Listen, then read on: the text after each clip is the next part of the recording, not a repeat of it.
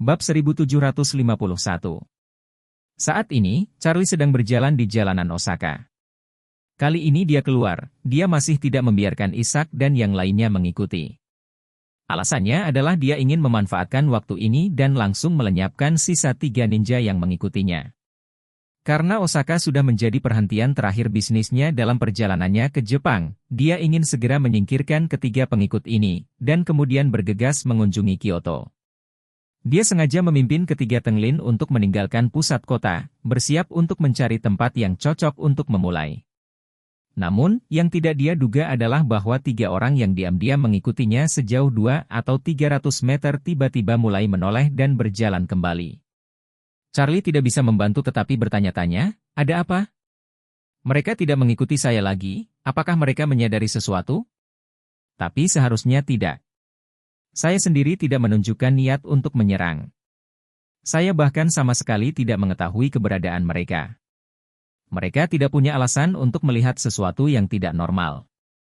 Apakah karena mereka sedang terburu-buru? Atau apakah Takahashi menyerah membiarkan mereka mengikutiku? Memikirkan hal ini, Charlie menghela nafas, berbalik, dan mulai mengikuti ketiga orang ini secara bergantian. Dia tidak ingin meninggalkan bahaya tersembunyi untuk dirinya sendiri. Bagaimanapun, para ninja ini telah bersamanya begitu lama. Jika dia membiarkan mereka pergi seperti ini, hantu tahu apakah mereka akan kembali lagi? Bahkan, para hantu tahu bahwa setelah mereka meninggalkan Jepang, mereka akan mengikutinya ke Aurous Hill untuk membuat masalah baginya di sana. Aurous Hill memiliki istrinya, Claire, yang merupakan kelemahannya, tentu saja, ini bisa membahayakannya. Jadi, hari ini, biarkan ketiga orang ini mempertahankan hidup mereka. Tenglin tidak pernah berpikir bahwa Charlie akan mengikuti mereka secara bergantian. Dia selalu merasa bahwa Charlie seharusnya tidak memperhatikan keberadaan mereka, jadi sekarang dia membawa kedua juniornya dan berlari ke hotel.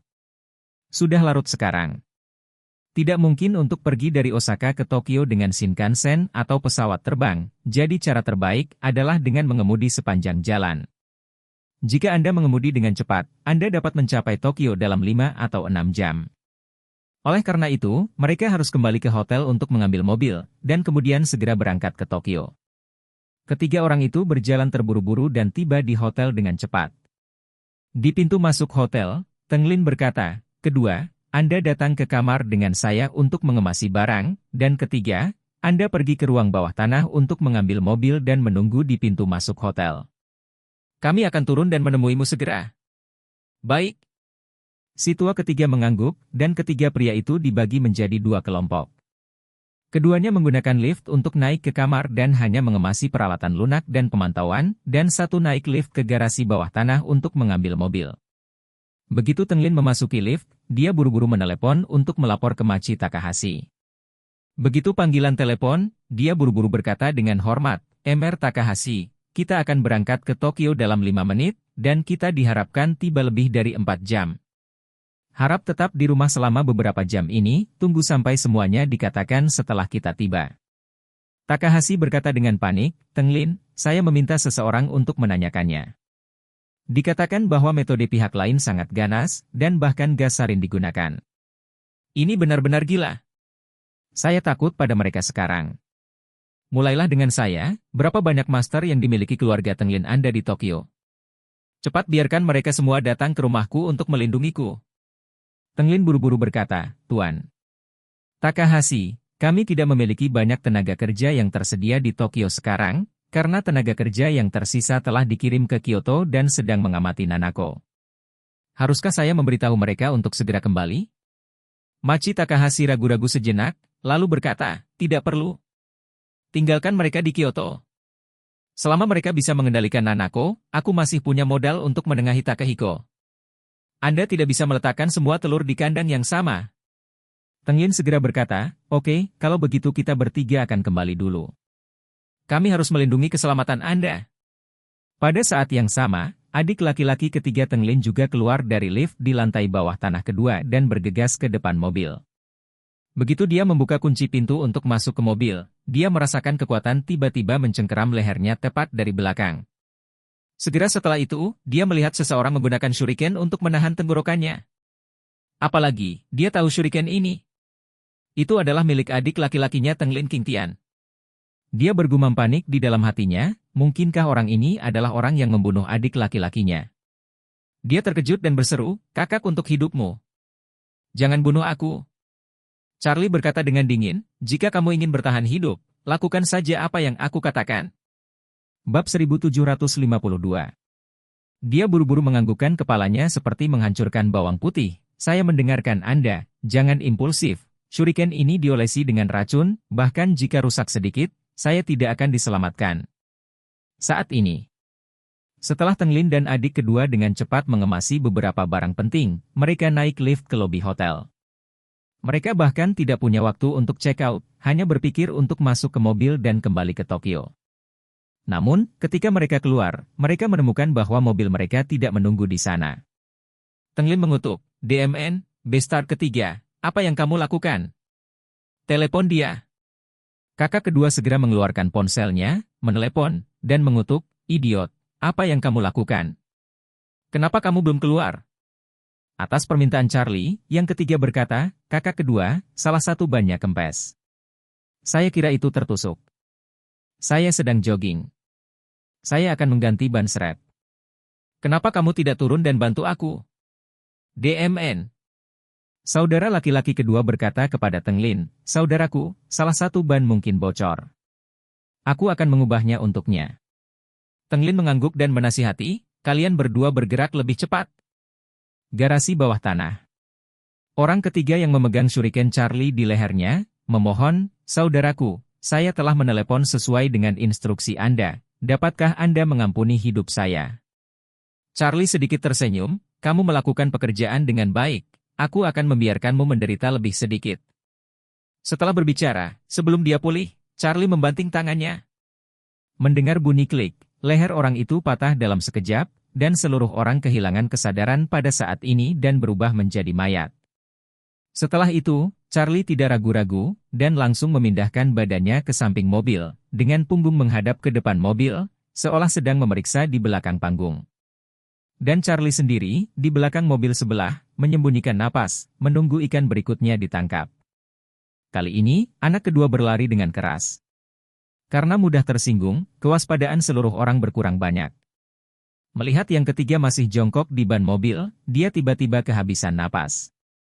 Dia berlari dengan cepat, menampar bagian belakang kepala si bungsu, dan mengutuk, "Beastard, Anda di sini untuk menonton?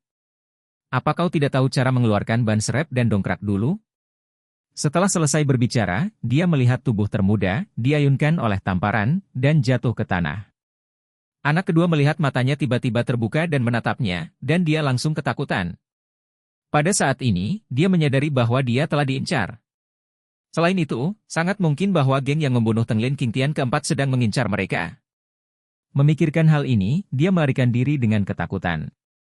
Tetapi ketika dia berbalik, seorang pria tiba-tiba muncul di depannya. Bayangan hitam ini mengulurkan tangan dengan kecepatan sangat cepat dan mencubit lehernya dengan erat. Adik laki-laki kedua dari Tenglin tidak bisa bernapas seketika. Tapi saat ini, dia juga melihat pria di depannya dengan jelas. Bukankah orang ini orang Tionghoa yang sama yang mengikuti keempat saudara laki-lakinya dari Tokyo? Pada saat ini, pikiran anak kedua hampir meledak. Dia berseru dengan keheranan di dalam hatinya, mungkinkah itu, apakah orang Cina yang membunuh anak keempat dan ketiga? Mungkinkah, apakah dia telah menggoda kita sepanjang waktu? Ketika dia sangat ketakutan, Charlie menyeringai di sudut mulutnya, dan berkata sambil bercanda, "Temanku, untuk apa kau lari?" Bab 1753. Aku, batuk-batuk. Anak kedua yang dicubit di lehernya segera membiru. Dia ingin berbicara, tetapi dia tidak bisa mengatakan apa-apa kecuali satu kata untukku. Dia memandang Charlie dengan mata ketakutan dan memohon, berharap Charlie bisa meninggalkan dia jalan keluar. Tapi Charlie berkata dengan tenang, "Orang tidak menyinggung perasaan saya, dan saya tidak menyinggung perasaan orang. Kalian mulai di Tokyo dan mengikuti dan menguping sepanjang jalan, dengan niat membunuhku sebelum aku meninggalkan Jepang. Apa menurutmu aku akan membiarkanmu pergi?" Wajah saudara laki-laki kedua Tenglin sudah penuh dengan keputusasaan. Charlie berkata dengan tenang, "Oke, mari kita bersenang-senang. Setelah berbicara, dengan kekuatan lembut di tangannya, dia mendengar suara tajam dari leher lawan, dan orang itu benar-benar kehilangan vitalitasnya. Kemudian, Charlie memasukkan mayat yang kedua dan ketiga ke dalam bagasi, seolah-olah kedua orang ini tidak pernah muncul di sini. Setelah melakukan semua ini, Charlie mengeluarkan ponselnya dan menelepon Isaac, biarkan anak buahmu mengemudikan mobil yang membeku ke pintu hotel. Tenglin, yang berada di pintu masuk hotel, menunggu hampir 10 menit, dan dia cemas sebelum mereka berdua pergi. Meski agak merepotkan untuk mengganti ban, tidak mungkin dua orang bisa menjadi lebih baik dalam waktu yang lama, bukan? Dia mengeluarkan ponselnya dan menelepon yang ketiga. Tidak ada yang menjawab telepon. Segera setelah itu, dia menelepon kedua lagi, tetapi panggilan itu masih belum dijawab. Tidak ada yang menjawab panggilan telepon mereka berdua, yang benar-benar tidak normal dan berlebihan. Ada rasa krisis yang kuat di hati Tenglin. Memikirkan kematian Tenglin King Tian tertua keempat, dia merasakan hawa dingin di punggungnya. Mungkinkah kita telah menjadi sasaran orang sekarang? Apakah yang kedua dan ketiga mengalami kecelakaan? Memikirkan hal ini, dia tanpa sadar ingin berbalik dan pergi ke ruang bawah tanah untuk melihat apa yang terjadi. Namun, begitu dia mengambil 2 langkah, dia segera berhenti. Jika yang kedua dan ketiga benar-benar menghadapi kejadian tak terduga, maka kekuatan lawan jelas bukan sesuatu yang bisa aku tangani. Sepertinya saat ini hanya ada rencana 36. Memikirkan hal ini, Yang bingung berbalik dan bersiap untuk meninggalkan tempat kejadian dengan cepat. Dia ingin meninggalkan tempat benar dan salah ini dulu, dan setelah memastikan tidak ada yang mengikutinya, dia akan menemukan cara untuk meninggalkan Osaka. Tapi, pada saat dia tiba-tiba berbalik untuk pergi, dia bertemu dengan seorang pria penuh lengan. Pada saat ini, dia dalam keadaan panik, dan dia tidak memiliki ketenangan dan kewaspadaan yang biasa. Dia bahkan tidak melihat orang yang dia pukul. Dia menundukkan kepalanya dan berkata aku minta maaf dan ingin segera pergi. Tetapi pada saat ini, dia tiba-tiba merasakan lengannya ditarik oleh pihak lain, dan kemudian dia mendengar suara yang dikenalnya bertanya, Tenglin, kemana kamu pergi terburu-buru? Saat Tenglin mendengar suara Charlie, seluruh tubuhnya bergetar hebat. Dia mendengarkan Charlie di sebuah hotel di Nagoya, jadi dia mengenali suara ini sekaligus. Ketika dia mendongak tanpa sadar, dia melihat Charlie menatapnya dengan senyuman di wajahnya. Tenglin bertanya dengan ngeri, kamu, bagaimana kabarmu? Bab 1754. Charlie tersenyum dan bertanya, kamu ingin bertanya, bagaimana aku bisa tahu identitasmu? Tenglin mengamati Charlie dengan mata lebar, kamu selalu tahu?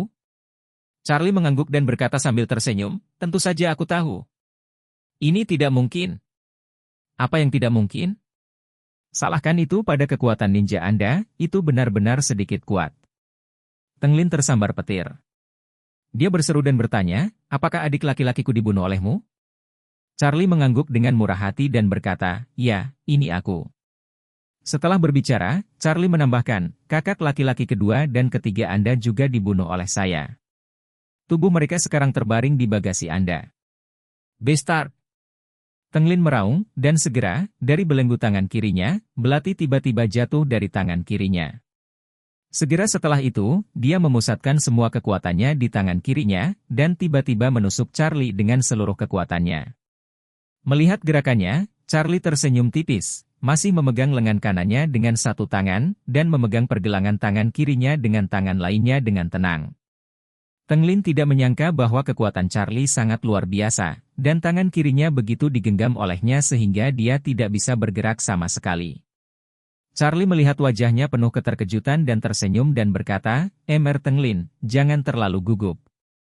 Jika Anda melepaskan perlawanan, Anda dapat menderita rasa sakit yang jauh lebih sedikit saat Anda berada di jalan menuju kematian nanti. Seluruh tubuh Tenglin tampak bergemuruh, dan dia berkata dengan ngeri, Tuan. Saya di bawah perintah dari Takahashi, dia membiarkan saya mengikuti Anda, mohon maafkan saya. Charlie tersenyum dan berkata, kamu selalu harus membayar kembali saat kamu keluar. Anda harus mengikat kepala ke ikat pinggang. Siapa yang dapat Anda salahkan jika Anda menjatuhkannya?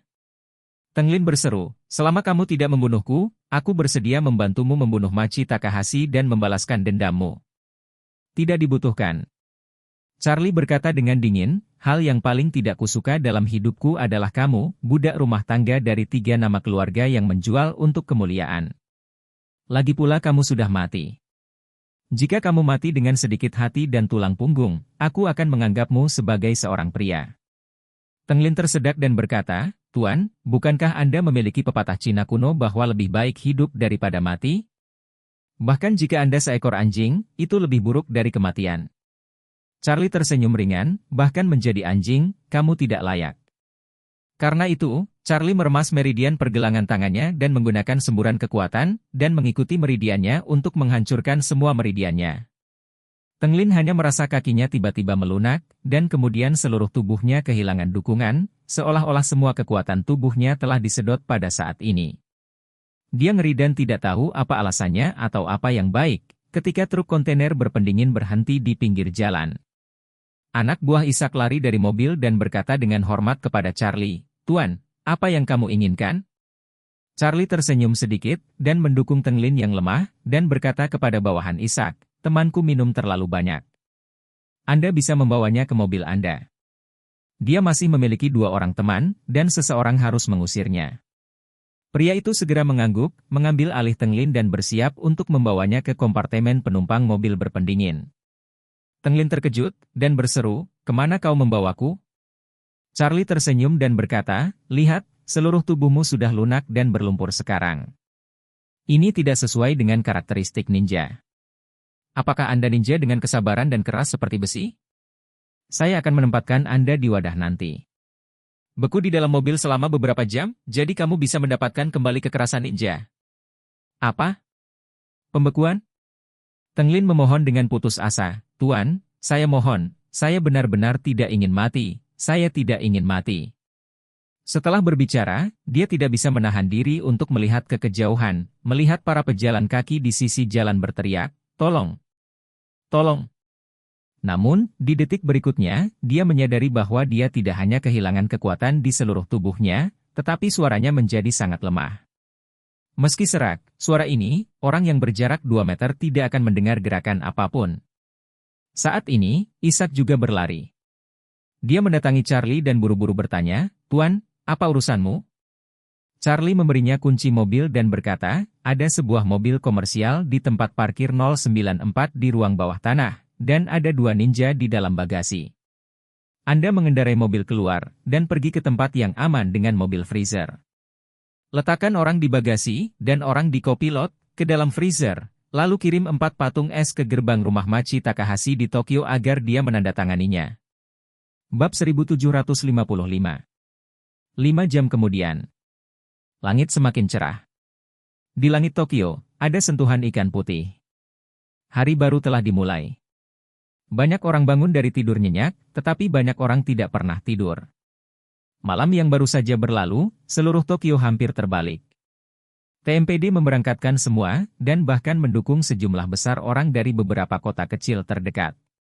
Tidak hanya mereka menemukan situasi yang mengguncang bumi di Tokyo, mereka juga menutup semua jalan yang mengarah dari Tokyo keluar dan menyiapkan kartu untuk setiap kendaraan yang meninggalkan kota. Pencarian ketat, hanya untuk menemukan keberadaan saudara laki-laki dan perempuan Su. Semalam, seluruh Tokyo berada di bawah darurat militer total. Media yang tajam telah menerima berita bahwa cucu tertua dan cucu tertua dari keluarga pertama Cina diculik di Tokyo, dan puluhan rombongan tewas. Ledakan berita semacam ini belum pernah terjadi sebelumnya. Di masa lalu, Tokyo juga pernah mengalami serangan teroris dan kasus kriminal besar, tetapi tidak pernah ada yang seburuk itu. Tahukah Anda, keluarga Su adalah keluarga terkaya dan terkuat di Cina. Mereka menghadapi kasus kriminal yang begitu serius di Jepang, yang sifatnya bahkan melampaui penculikan Bill Gates di Tokyo. Keluarga Su juga menghabiskan setengah malam di Tokyo.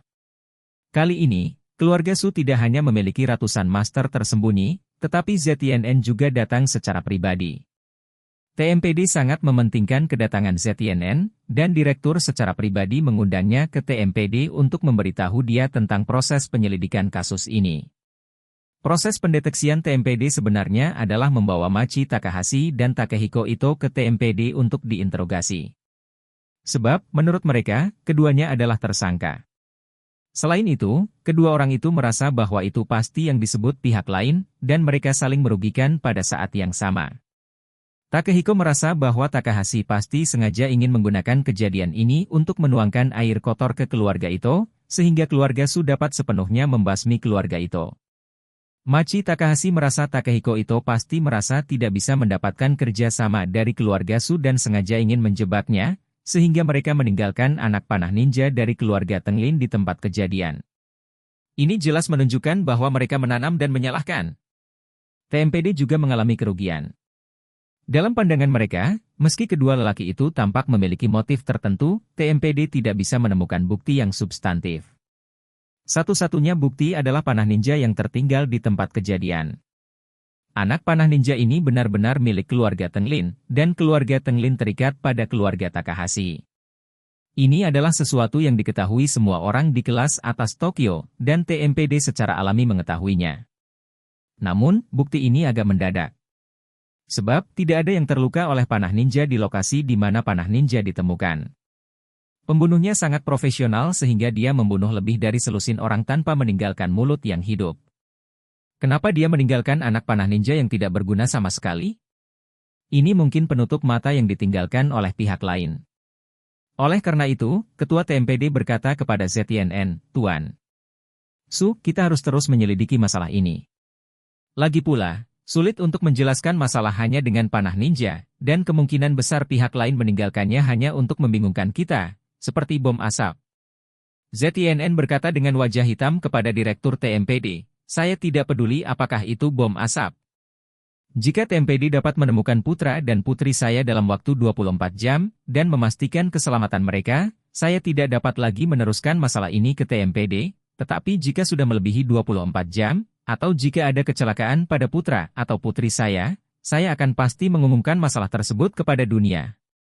Biarkan TMPD benar-benar mendiskreditkan Anda." Kepala TMPD sama besarnya dengan perkelahian.